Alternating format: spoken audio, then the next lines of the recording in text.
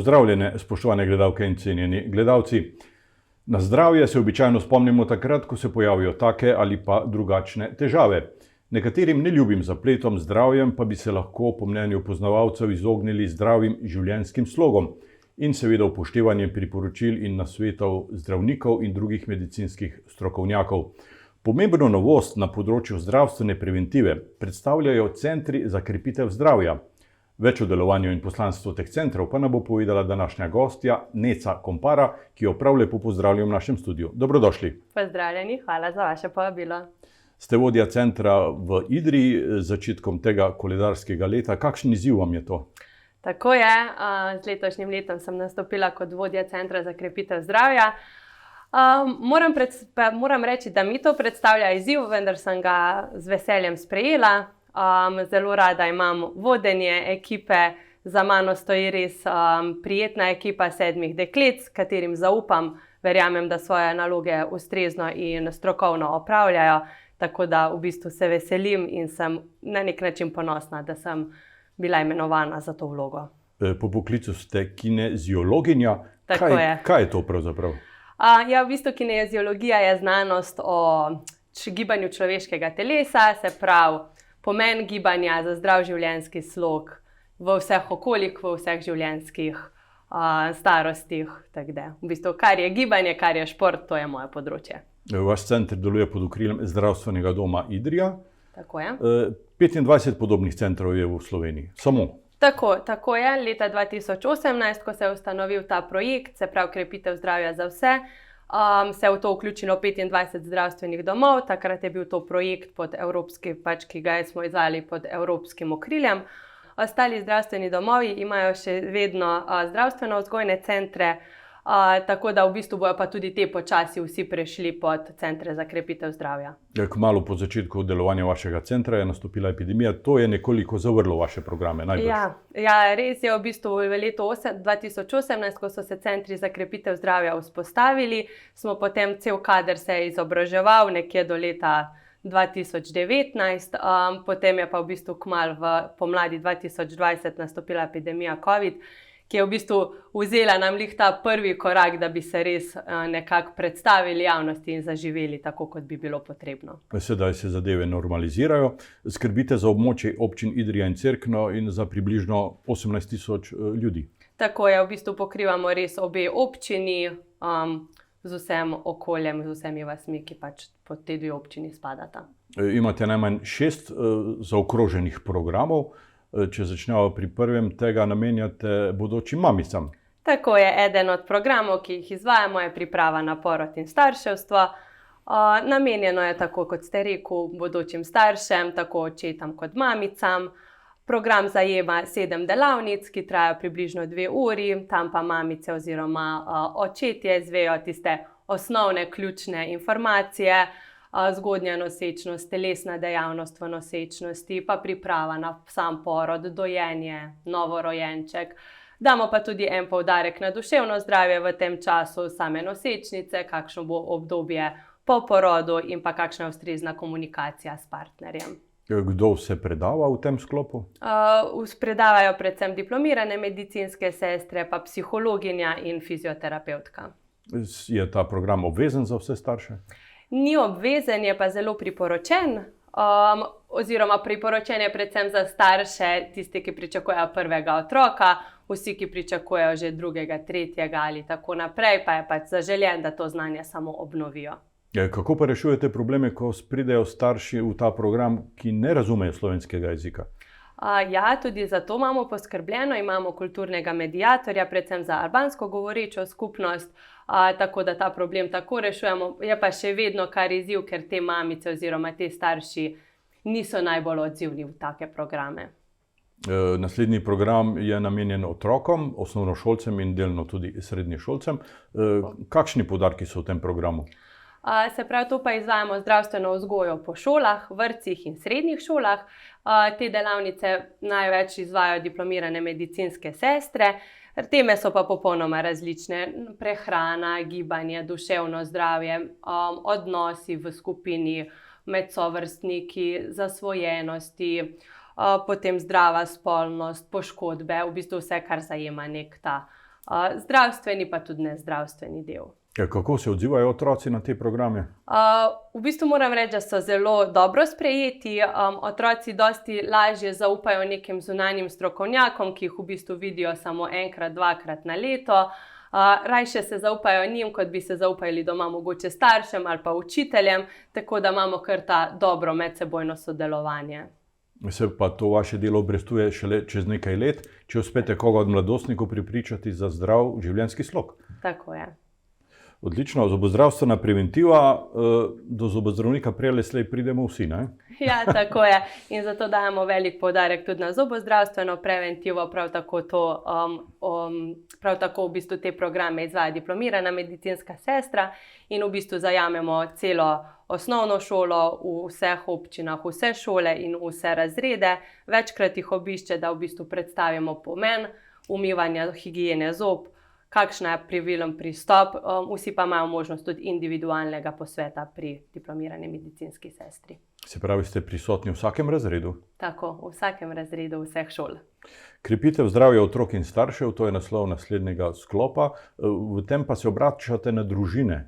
Tako je, to je pa v bistvu program Družinska obravnava za zdrav življenjski slog. V tem programu sodelujemo tudi s pediatrinjo, dr. Majdo Troha.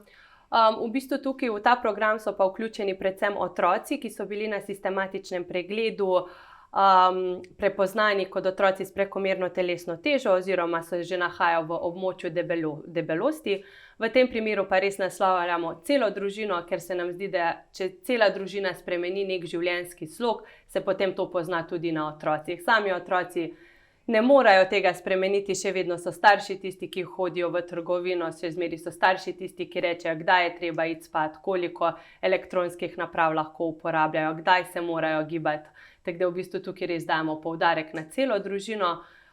Tudi v tem programu sodelujemo vse strokovnjakinje, psihologinja, dietetičarka, kineziologinja, fizioterapevtka, pa kot sem omenila tudi pediatrinja in diplomirana medicinska sestra, da res v bistvu pokrijemo v spekter, ki vpliva na zdrav življenjski slog. Kakšen pa je ta problem v odstotkih? Je veliko prekomerno debelih s preveliko težo otrok? Ne, v bistvu na našem območju s tem nimamo takih problemov, kar je za nas v bistvu spodbudno. Je pa še vedno pač določen odstotek je teh otrok, ki imajo prekomerno telesno težo in vsaj tem želimo pomagati, jih motivirati, opolnomočiti, da v bistvu vsak lahko spremeni svoj življenjski slog, če se na to da. Vsi pa vemo, da to ni lih najbolj enostavno, da je pač treba res veliko notranje motivacije, mi smo pa tisti, ki ponujamo to zunanjo motivacijo, jim dajemo znanja, veščine, da to lahko potem uporabijo v svojem življenju. Vaše sodelavke srečamo tudi na programih Zveze prijateljev mladine, tabornikov in podobnih organizacij. Kakšen pomen dajete tej vaši prisotnosti v teh programih? Ja, zelo radi se povezujemo v bistvu z lokalno skupnostjo, da predajamo naša znanja tudi mladostnikom, kot ste rekel, vključujemo se z ZPM-jem, dnevnim centrom otrokov in mladostnikov. Prisotne smo tudi na počitniških varstvih, se pravi, širimo to naše znanje o preventivi, ki mislimo, da ga prav tako mladostniki tudi morajo slišati. Se lahko na vas obrnejo tudi odrasli občani, ki imajo težave, naprimer s sladkorjem, s povišanim krvnim tlakom? Tako je, na nas se v bistvu res obrne lahko prav čisto vsak. Prav ta sklop programa, ki imamo namenjen odrasli populaciji, je v bistvu tisti ključni temeljni del našega delovanja. Omogočamo jim tako skupinske delavnice, kot tudi samo individualne pogovore. Tudi z duševnim zdravjem se ukvarjate, lahko pride kdo na posvet, pride prej tako do strokovnjaka? Tako je, v bistvu mi imamo tudi 2 psihologinji v samem Centru za krepitev zdravja, tako da oni 2 prevzameta ta psihološki del. Vsaka oseba, ki ima neko stisko, pa ni še tako zelo močna in si še misli, da si lahko pomaga samo s pogovorom, so dobrodošli k nam. Vodimo pa tudi delavnice na področju duševnega zdravja, spoprijemanje s stresom, tesnobo, depresijo in pa neki zdravi odnosi. Kako pa svetujete, rešujete probleme s tobakom, z alkoholom, z odvisnostjo od naprimer elektronskih naprav? Ja, tudi to imamo svoje področje, veliko je teh problemov, ampak kar se tiče teh delavnic za tvegana vedenja, se pravi škodljivo pitje alkohola, opuščanje kajenja, Predvsem izvajamo individualno, se pravi, da se posameznika res ne izpostavlja skupini, ampak da se individualno z diplomirano medicinsko sestro v nekih postopkih, kako bi to opustili, pač pogovorita in motivirata. Je lahko za koga od bolnikov udeležba v teh programih tudi obvezna? Zdravnik kdaj predpiše komu, da mora obvezno v ta program? Ja, mora biti predvsem za delavnico zdravo hujšanje, ko imajo osebe v načrtu kakršnekoli operacije, posege in morajo izgubiti določeno število pač kilogramov oziroma morajo zmanjšati svojo telesno težo, so potem vključeni s strani zdravnika v program šole hujšanja, ki traja v bistvu 3 mesece, se pravi, da mi probamo počasi spreminjati življenjski slog in doseči tiste cilje, ki si jih je posameznik zadal, da bo potem lahko pristopil k operaciji oziroma kakršnekoli drugem posegu. Kako pa se odzivate na težave kadilcev? Tobak dokazano škoduje zdravju, predvsem na pljučih, povzroča tudi raka. Na eni strani zdravnik zdravi, na drugi strani pa ne hodi k vam na terapijo. Ja, v bistvu to smo pa letos z zdravnico internistko dr. Ano Ogrič zelo dobro stopili v kontakt. Ona jih osebno v bistvu napoti oziroma pripelje k nam, da jih mi potem fizično tam prevzamemo, naredimo že prvi motivacijski pogovor in tako so v bistvu dosti bolj motivirani in pripravljeni za spremembe, ker ve, da v bistvu stoji odzadaj zdravnik, ki jim je to svetoval in imajo nek v bistvu spoštovanje do zdravnika, ker pač predvidevajo, da jim želi samo najboljše. Vaš center sodeluje tudi z delovnimi organizacijami, s podjetji. V kakšnih programih? Ja, zelo veliko sodelujemo tudi s podjetji. Podjetja imajo svoje programe, kjer skrbijo za zdravje zaposlenih. Delamo se prav, kot smo rekli, tako s Hidrokolektorjem Kodeta in tudi z ostalimi manjšimi podjetji. Vključujemo se predvsem s preventivnimi programi, izvajamo teste, hoje, analize telesne sestave, razne delavnice zdravih odnosov, spoprijemanje s stresom. In pa različne teme, ki jih v bistvu v določenem obdobju zanimajo. Predstavljamo tudi presejalne programe, kot so Dora, Zora, Svit. Sedaj bojo aktualni v bistvu zaščita pred klopi, ki se bojo pojavili in imamo pač delavnice na to temo, zaščita pred soncem, higiena rok smo imeli v času covida, sam zdrav življenjski slog. Tako da v bistvu res veliko tem pokrivamo tudi pač na podjetjih. Pomagate z nasveti tudi v podjetjih, ko je treba delovno mesto prilagoditi zdravju človeka? Tako je, tukaj pa sodelujemo z zdravnico medicine dela.